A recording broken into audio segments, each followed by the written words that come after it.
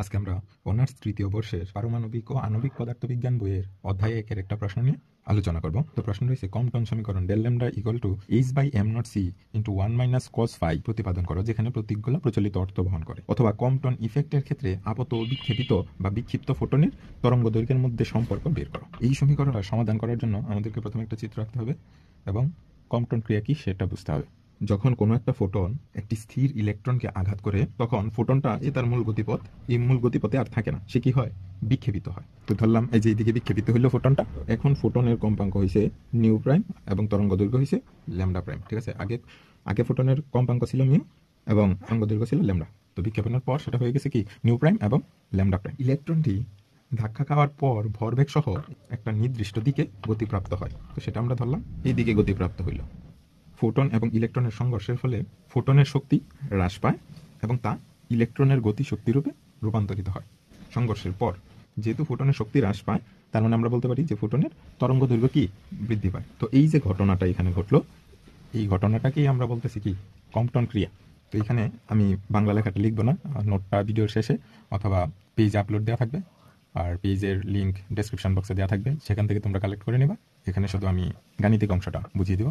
দেখো, আমরা মনে করি যে একটা স্থির ইলেকট্রনের সাথে এক্স রে ফোটনের কি করছে, এটা ধরলাম এক্স রে ফোটন, যে এক্স রে ফোটনের একটা স্থিতিস্থাপক সংঘর্ষের দরুন ইলেকট্রন কি কিছু শক্তি লাভ করছে এবং কিছু শক্তি লাভ করে সেই দিকে গতিপ্রাপ্ত হয়েছে। তো সংঘর্ষের পর ফোটনও তো তার মূল গতিপথ থেকে বিক্ষিপ্ত হয়েছে। তো সংঘর্ষের পর বিক্ষিপ্ত ফোটন ও বিক্ষিপ্ত ইলেকট্রন আপতিত ফোটনের দিকের সাথে যথাক্রমে ফাই ও থিটা কোণ উৎপন্ন করছে।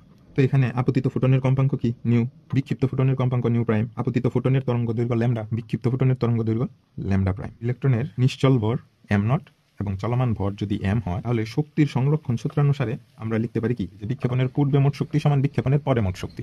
তো বিক্ষেপণের পূর্বে ফোটনের শক্তি এইচ নিউ, এই যে নিউ কম্পাঙ্ক, ঠিক আছে, এবং এইচ হচ্ছে প্লাঙ্কের ধ্রুবক। এটা তো আমরা জানি যে ই ইকাল টু এইচ নিউ। তো সেখান থেকে আমরা ফোটনের শক্তি ধরলাম কি এইচ নিউ। আমরা বলছি কি যে বিক্ষেপণের পূর্বে মোট শক্তি, এখানে আমরা ফোটনেরটা লিখছি, প্লাস দিয়ে কাটটা লিখতে হবে ইলেকট্রনের, ই ইকাল টু কি জানি আমরা এম সি স্কোয়ার, কিন্তু এখানে তো এম বসানো যাবে না কারণ ইলেকট্রনটা স্থির ছিল।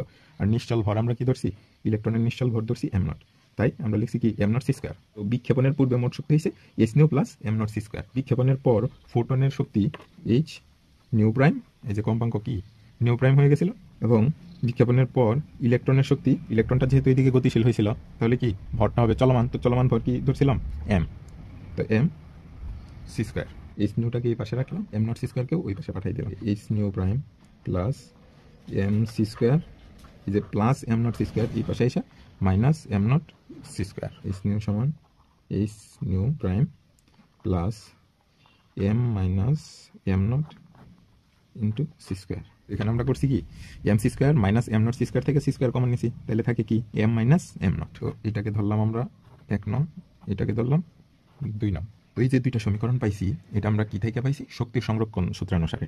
আবার আমরা ভরবেগের সংরক্ষণ সূত্রানুসারে সমীকরণ পাবো। এই যে ইলেকট্রনটা এবং ফোটনটা আপতিত ফোটনের দিকের সাথে একটা কোণ করে চলে গেছে বা গতিশীল হয়েছে বা বিক্ষেপিত হয়েছে। আমরা জানি এইভাবে কোণ করে যদি কোনো কণা যায় বা কোনো কিছু যায়, তাহলে সেটা কি দুইটা উপাংশে বিভক্ত হয়, একটা হয়েছে উলম্ব উপাংশ এবং আরেকটা কি আনুভূমিক উপাংশ। ভরবেগের সংরক্ষণ সূত্র অনুসারে প্রথমে আমরা আনুভূমিক উপাংশের জন্য বের করি, তারপরে আমরা উলম্ব উপাংশের জন্য বের করব। তো আনুভূমিক উপাংশের জন্য যদি আমরা বের করি, ফোটনের ভরবেগ বেগ পি ইকুয়াল টু আমরা জানি কি এইচ বাই ল্যামডা। এই যে ফোটনটা এদিকে গেছিল, তার মানে ফোটনের ভরবেগ কি হবে এইচ বাই ল্যামডা প্লাস ইলেকট্রনের ভরবেগ। তো ইলেকট্রনটা তো এখানে স্থির ছিল, তার মানে বেগ ছিল 0, আর ভর ছিল কি এম নট, তাহলে এম নট ইন্টু 0, তার মানে কি সবটাই হয়েছে 0 সমান, এটা আমরা কি লিখছি বিক্ষেপণের পূর্বে মোট ভরবেগ। এখন সমান কি হবে বিক্ষেপণের পরে মোট ভরবেগ। তো বিক্ষেপণের পর ফোটনের ভরবেগের সূত্রটা কি P equal to H by lambda. তো এইচ বাই ল্যামডা হবে না, এখন হবে ল্যামডা প্রাইম, কারণ কি বিক্ষেপণের পর তরঙ্গ দৈর্ঘ্য কি হয়ে গেছিল, বৃদ্ধি পাইছিল, এই যে ল্যামডা প্রাইম হয়েছিল, এই যে ল্যামডা প্রাইম লিখলাম। কিন্তু ফোটনটা কত কোণে বিক্ষিপ্ত হয়েছিল, আপতিত ফোটনের দিকের সাথে ফাই কোণে। তো এটা এখানে লিখে দিতে হবে। তো আনুভূমিক উপাংশের জন্য কি হয় কজ, এবং উলম্ব উপাংশের জন্য কি হয় সাইন। তো আনুভূমিক উপাংশের জন্য আমরা কজ নিলাম এবং কত কোণ করে গেছিল ফোটনটা, ফাই কোণ করে গেছিল, এই যে ফাই। তো ফোটনটা গেছিল এইদিকে এবং ইলেকট্রনটা গেছিল এইদিকে, মানে পরস্পর বিপরীত দিকে। তাহলে ফোটনের দিকটাকে যদি আমরা ধনাত্মক ধরি, তাহলে ইলেকট্রনের দিকটা হবে কি ঋণাত্মক, মানে বিপরীত দিক বুঝাইতে এই যে ঋণাত্মক চিহ্ন দিলাম। ফোটনের ভরবেগ কি ছিল এম ভি, ইলেকট্রনটা কত কোণ করে এইদিকে চলে গেছে থিটা কোণ করে, তাহলে কি হবে কজ থিটা। তো কজ আনছি কেন, আনুভূমিক উপাংশের জন্য কি হয় কজ হয়, কারণ কজের সূত্র কি ভূমি বাই অতিভুজ আর আনুভূমিক বলতে কি ভূমি, আবার উলম্ব উপাংশের জন্য সাইন হয়। সাইন কেন হয়? সাইনের সূত্র কি? লম্ব বাই অতিভুজ। তাহলে এখানে লম্ব আছে, তো উলম্ব উপাংশের জন্য অবশ্যই কি হবে? সাইন হবে। এইভাবে মনে রাখতে পারো। তো minus M B cos theta, এটাকে যদি আমরা এই পাশে নিয়ে আসি, এটা কি হবে? Plus M B cos theta, মানে এম বি কস থিটা এই যে লিখলাম। এই পাশে কি ছিল? H by lambda prime cos phi, আর এই এইচ বাই ল্যামডা এটা এই পাশে এসে মাইনাস হয়ে যাবে, মাইনাস এইচ বাই ল্যামডা। এখন আবার দেখো আমরা কি জানি? V equal to f lambda. V কি ছিল? বেগ। এফ হয়েছে কম্পাঙ্ক, ল্যামডা হয়েছে তরঙ্গ দৈর্ঘ্য। তো এটার পরিবর্তে ভি এর জায়গায় আমরা আলোর বেগ সি লিখতে পারি, কম্পাঙ্ক এফ এর জায়গায় কি লিখতে পারি? কম্পাঙ্ক নিউ, এবং ল্যামডা তো ল্যামডা এটা লিখতে পারি। ল্যামডা সমান কি দাঁড়ায়? C by nu. 1 by lambda সমান কি দাঁড়াইতেছে? এটাকে যেহেতু উল্টাই দিছি, এটাও উল্টে যাবে, তাহলে নিউ বাই সি। তার মানে আমরা 1 বাই ল্যামডা সমান কি লিখতে পারবো? Nu by C. তো এম ভি কস থিটা সমান, তো 1 বাই ল্যামডা সমান আমরা কি লিখতে পারি? Nu by C. তাহলে দেখো এইচ এখানে কি? এটা তো ল্যামডা প্রাইম, এই কারণে এখানে কি হবে? নিউ প্রাইম বাই সি, ঠিক আছে। তারপরে কস ফাই মাইনাস এই যে এইচ, তো এইচ আছেই, এবং 1 বাই ল্যামডা সমান কি লিখতে পারি? Nu by C. তো এখন আমরা যদি উভয় পক্ষে সি দ্বারা গুণ করি, তাহলে কি এই সি, এই যে সি কেটে যাবে, এবং এই পাশে কি একটা সি চলে আসবে, মানে M B C cos theta সমান H nu prime cos phi minus H nu, এরকম চলে আসবে নিউ। মানে উভয় পক্ষে যেহেতু আমরা সি দ্বারা গুণ করছি, সেই জন্য কি হয়ে গেছে? এই যে M V C cos theta, এবং এইদিকে তো নিচে কি ছিল? সি ছিল, তো এই সিটা কেটে গেছে।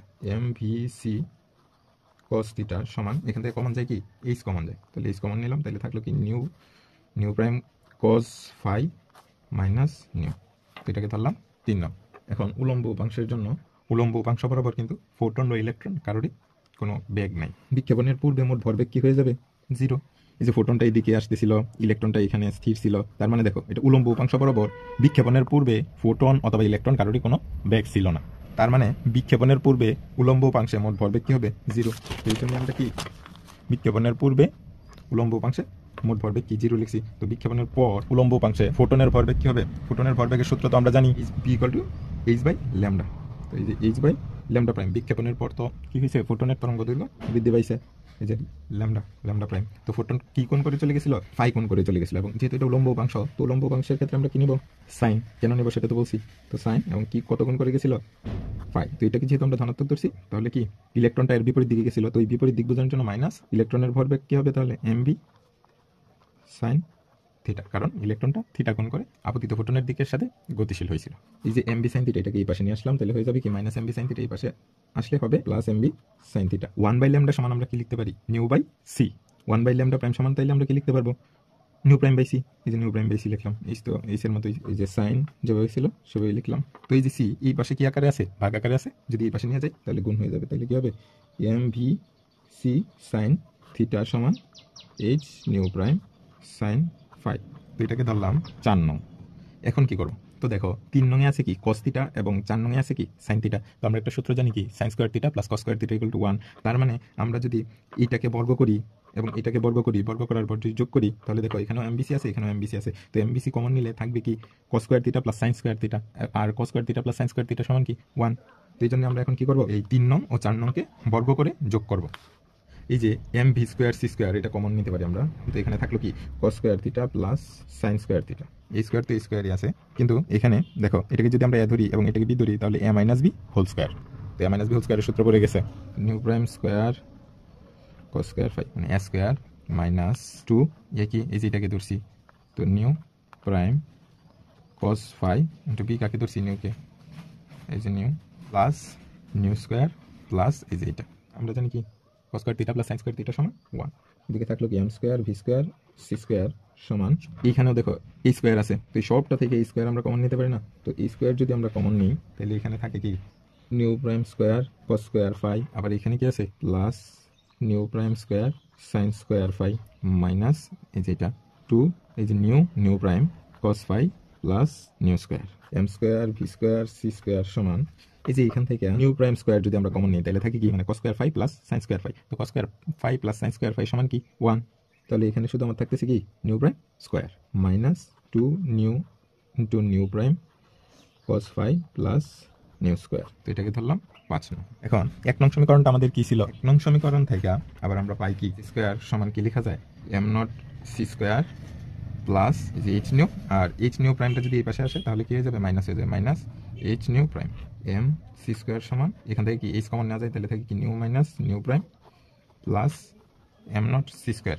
এটা আগে লিখলেও সমস্যা নেই, আমি পরে লিখলাম আমার সুবিধার জন্য। তো 1 নং থেকে আমরা কি লিখতে পারি, M C square equal to H into nu minus nu prime plus am not C square. 1 নং হতে M C square equal to H nu minus nu prime plus am not C square. দেখুন উভয় পক্ষে যদি আমরা বর্গ করে দিই তাহলে কি হইতেছে, m square c to the power 4 সমান সবটার উপরে কি বর্গ হয়ে যাবে। তো বর্গ করে দিলে এখানে কি এই সবটাকে এ এবং এই সবটাকে বি, তার মানে এ প্লাস বি হোল স্কোয়ারের সূত্র পড়ে যাইতেছে। এখন আমরা সূত্রটা ভাঙাই দিই, m square c to the power 4 সমান এ ছিল h nu minus nu prime a square plus 2 a b plus b square M naught square c to the power 4 a square plus 2 a b plus b square M square c to the power 4 সমান এটাকে এ এবং এটাকে B তাহলে M minus B স্কোয়ারের সূত্র পড়ে গেছে।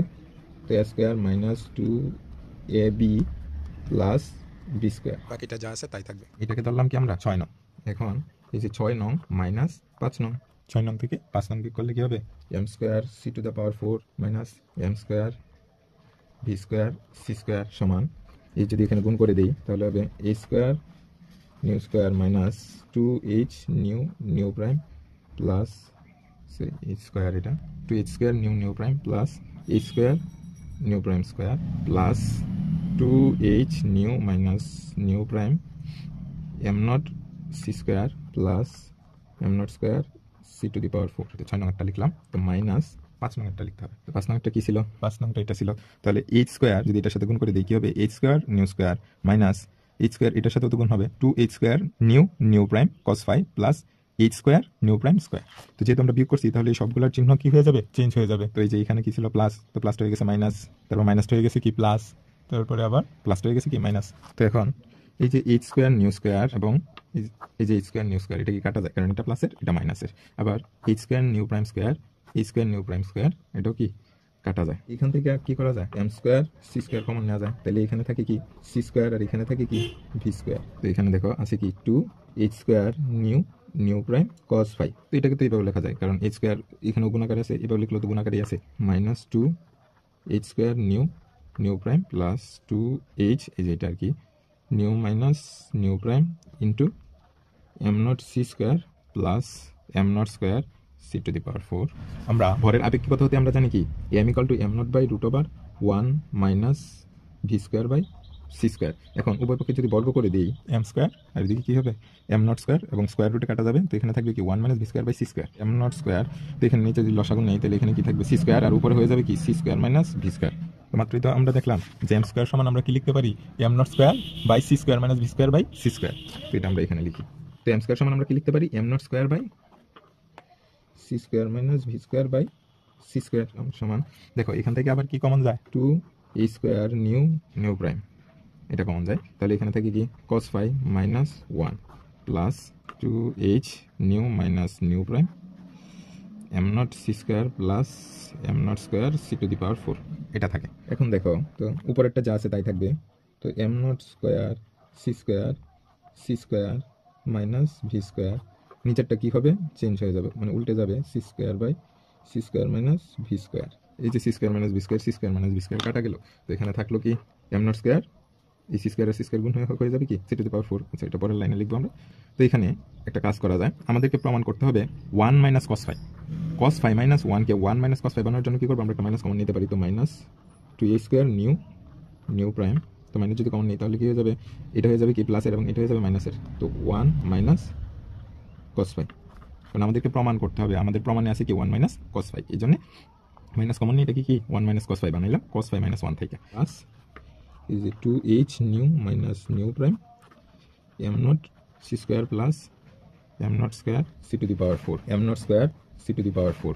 তো এদিকে আমার কি ছিল m naught square c to the power 4 এই পাশে নিয়ে আসলাম, তো m naught square c to the power 4 এই যে এটাকে আমরা এই পাশে নিয়ে আসলাম, দেখি মাইনাসের হয়ে যায় minus 2h new minus new prime m naught c square সমান minus 2a square new prime into 1 minus cos 5। এই যে m naught square c to the power 4 m naught square c to the power 4 কাটা, এই পক্ষেও minus আছে এই পক্ষেও minus আছে, তার মানে উভয় পক্ষে মাইনাস 1 দ্বারা গুণ করলে কি হবে 2h nu minus nu prime m naught C square সমান কি 2h square nu prime 1 minus cos phi. এই যে নিউ প্রাইম এটা কি এইদিকে নিয়ে আসলাম, এদিকে আমরা আছে কি নিউ মাইনাস নিউ প্রাইম, আর নিউ প্রাইম এদিকে আসা, এদিকে ইন্টু আকার আছে, এদিকে এসে ভাগ হবে। এই যে টু কাটা, তাহলে এদিকে আছে কি h m not C square, আর ওইদিকে আছে কি a square 1 minus cos phi, a square 1 minus cos phi. এদিকে h m not C square এই পাশে গিয়ে ভাগ হয়ে যাবে না, তো h m not C square. তুই যদি আলাদা আলাদা করে দিই তাহলে nu prime minus nu prime by nu prime সমান কি, এখানে আছে এ স্কোয়ার, এখানে আছে এইচ, তার মানে উপরে কি থাকবে এইচ, নিচে থাকবে M not C square into 1 minus cos phi হয়। এই যে নিউ কাটা, এই যে নিউ প্রাইম কাটা, তার মানে এখানে থাকলো কি 1 by nu prime minus 1 by nu সমান H by am not C square into 1 minus cos phi. আমরা কি লিখছিলাম যে b equal to f lambda যেহেতু লিখতে পারি, তাহলে সি ইকুয়াল টু নিউ ল্যামডাও লিখতে পারি, কারণ ভি হিসেবে বেগ, সি হিসেবে আলোর বেগ, তো এফ হচ্ছে কম্পাঙ্ক, নিউ হচ্ছে কম্পাঙ্ক, আর ল্যামডা তো তরঙ্গ দৈর্ঘ্য, তাহলে C equal to nu lambda. তো এখান থেকে নিউ সমান কি লিখতে পারি সি বাই ল্যামডা, কিন্তু 1 বাই নিউ সমান আমরা কি লিখতে পারি ল্যামডা বাই সি। তো 1 বাই নিউ প্রাইম সমান কি লেখা যাবে lambda prime by C, minus 1 by nu সমান আবার কি লেখা যাবে ল্যামডা বাই সি সমান এদিকে কি আছে H by am not C square into 1 minus cos phi. তো এখন উভয় পক্ষে যদি আমরা সি গুণ করে দিই তাহলে কি হবে, এই সি কাটা যাবে, তাহলে থাকবে কি ল্যামডা প্রাইম মাইনাস ল্যামডা সমান এইচ, এদিকেও তো উভয় পক্ষে আমরা সি গুণ করছি, তাহলে কি এদিকেও একটা সি কাটা যাবে, কাটা গিয়ে থাকবে কি M not C to 1 minus cos phi, sorry lambda prime minus lambda, এটাকে ডেল ল্যামডাও লেখা যায়, ডেল ল্যামডা সমান ল্যামডা প্রাইম মাইনাস ল্যামডা সমান H by am not C into 1 minus cos phi. তো এটাই হচ্ছে কম্পাউন্ড সমীকরণ, এটা আমাদেরকে কি প্রমাণ করার জন্য বলছিল, তো এটা আমরা প্রমাণ করে দিলাম। এখানে তোমরা এখন বাংলাতে লিখে দিতে পারো এই সমীকরণকে কি বলা হয় কম্পাউন্ড ক্রিয়ার আপতিত ও বিক্ষিপ্ত ফোটনের তরঙ্গ দৈর্ঘ্যের পার্থক্যের রাশিমালা।